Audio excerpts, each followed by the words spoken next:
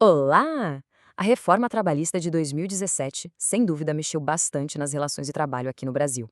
E bem no centro de tudo isso tem uma peça que é fundamental: o contrato de trabalho. Mas afinal, o que mudou de verdade? Quais são as novas regras do jogo?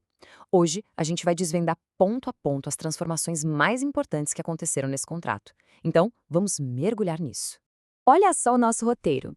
A gente começa pela base de tudo, o conceito essencial do contrato. Depois, a gente passa para as novas modalidades que apareceram. Em seguida, vamos abordar aquele tema super delicado que é o trabalho autônomo. Também vamos ver a nova forma de rescisão por acordo e, para fechar, a gente amarra tudo com os pontos mais importantes. Vamos lá, primeira parte, o contrato de trabalho essencial. Pensa nele como alicerce de um prédio. Antes da gente sair analisando o que mudou, é fundamental ter essa base bem sólida. A gente precisa entender o que a lei considera o ponto de partida de toda a relação de emprego, porque só assim as mudanças vão fazer sentido de verdade. Então, o que diz a CLT, a nossa Consolidação das Leis do Trabalho? Que o contrato de trabalho é basicamente o acordo que oficializa a relação de emprego. E aqui já tem um detalhe muito interessante. A lei é bem flexível em relação à forma. Ele pode ser expresso, com um documento assinado, tudo certinho, ou pode ser tácito, que é quando alguém simplesmente começa a trabalhar e a receber por isso, mesmo sem ter nada no papel. Pode ser verbal, o famoso contrato de boca, ou por escrito. E essa flexibilidade, principalmente a do contrato verbal, é uma verdadeira faca de dois gumes. Por um lado, claro, tem a simplicidade, a rapidez. Por outro lado, o risco é gigantesco. Pensa na insegurança jurídica, na dificuldade de provar o que foi combinado. Tudo isso pode transformar o contrato verbal numa armadilha, especialmente para o trabalhador, que a gente sabe que é o lado mais frágil dessa relação. E por que existe essa fragilidade? Porque, na essência, o contrato de trabalho é o que os especialistas chamam de contrato de adesão. Essa citação aqui é muito forte, né? Ela quer dizer o seguinte: na imensa maioria dos casos, o empregado não senta para negociar as cláusulas uma a uma. Ele simplesmente adere. Ele aceita o que a empresa já determinou. É justamente essa diferença de poder que justifica toda a proteção que a legislação trabalhista tenta oferecer. Segunda parte: novas modalidades, novas regras.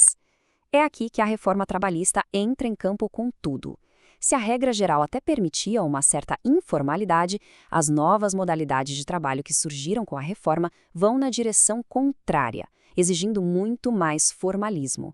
Vamos pegar o contrato intermitente, por exemplo. Ele foi pensado para aquelas atividades que não são contínuas, sabe?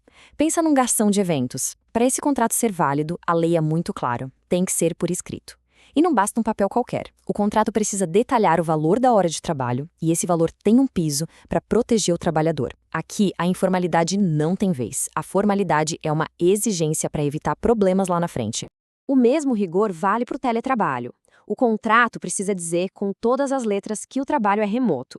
Tem que definir quais são as atividades e, um ponto super importante, quem vai arcar com os custos, quem paga a internet e a cadeira ergonômica. O contrato precisa responder a isso. E qualquer mudança, seja do presencial para o remoto ou o contrário, só pode acontecer se os dois lados concordarem, e isso tem que ser registrado num aditivo. Tudo para deixar as coisas claras e seguras para todo mundo. Agora, a gente chega numa das criações mais debatidas da reforma: a figura do empregado hipersuficiente. A lei, basicamente, criou uma nova categoria de trabalhador, que é definida por dois critérios bem objetivos: ter um diploma de nível superior e receber um salário bem alto, que é igual ou superior a 2 vezes o teto da Previdência. E qual é o impacto disso na prática para esse profissional? A lei entende que ele tem mais capacidade de negociar por conta própria. Então, o que ele combinar diretamente no seu contrato individual pode ter mais força do que o que está nos acordos coletivos da categoria. E mais, se abre a porta para usar arbitragem para resolver conflitos, algo que antes era bem restrito na área trabalhista. É uma verdadeira mudança de paradigma. Terceira parte: autônomo, o limite tênue. Aqui a gente entra num terreno bem sensível que talvez seja o que mais gera discussões na justiça depois da reforma. A reforma até tentou trazer mais segurança jurídica para quem contrata um autônomo. Só que ela não acabou com um dos princípios mais importantes do direito do trabalho, que é o da primazia da realidade. O que isso quer dizer? É simples. Não importa o nome que está no contrato. O que vale de verdade é como a relação de trabalho acontece na prática, no dia a dia.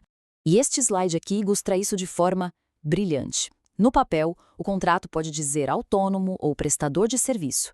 Mas se na realidade existe subordinação, com o chefe dando ordens, horário para cumprir, se o trabalho é pessoal e tem um pagamento fixo todo mês, a Justiça do Trabalho vai olhar para isso e dizer: o rótulo não importa. Ela vai reconhecer o vínculo de emprego com todos os direitos. A realidade sempre vence a forma. Quarta parte: a rescisão por acordo mútuo. A reforma não mudou só como o trabalho começa ou como ele acontece, mas também como ele termina. Antes, as opções eram mais preto no branco. Ou a pessoa pedia demissão ou era demitida. Agora, existe a rescisão por acordo. Ela funciona como um meio termo. Como a gente pode ver na comparação, o trabalhador recebe metade do aviso prévio, metade da multa do FGTS e pode sacar até 80% do fundo. A contrapartida é que ele perde o direito ao seguro-desemprego. Foi uma forma de legalizar um tipo de acordo que, na prática, já acontecia muito na informalidade. Ok, chegamos à nossa última parte, ponto-chave e reflexões. Vamos juntar tudo o que a gente viu e pensar um pouco sobre esse novo cenário. Então, qual é o resumo da ópera? A reforma trabalhista criou um cenário de contrastes. Por um lado, ela exigiu formalidade máxima, tudo no papel, para as novas modalidades, como o intermitente e o teletrabalho. Ao mesmo tempo, deu um poder de negociação inédito ao tal empregado hipersuficiente.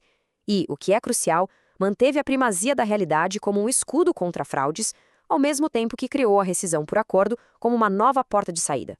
É um jogo complexo, com novas regras e antigas proteções. Isso tudo nos deixa com uma grande pergunta para refletir. Esse novo modelo, que tenta juntar mais flexibilidade com mais responsabilidade individual e mais formalismo, será que ele conseguiu, de fato, encontrar um equilíbrio justo entre os interesses de todo mundo, de empregados e empregadores? Essa é a questão que o tempo e, claro, a Justiça do Trabalho vão continuar respondendo. Obrigada por acompanhar esta análise.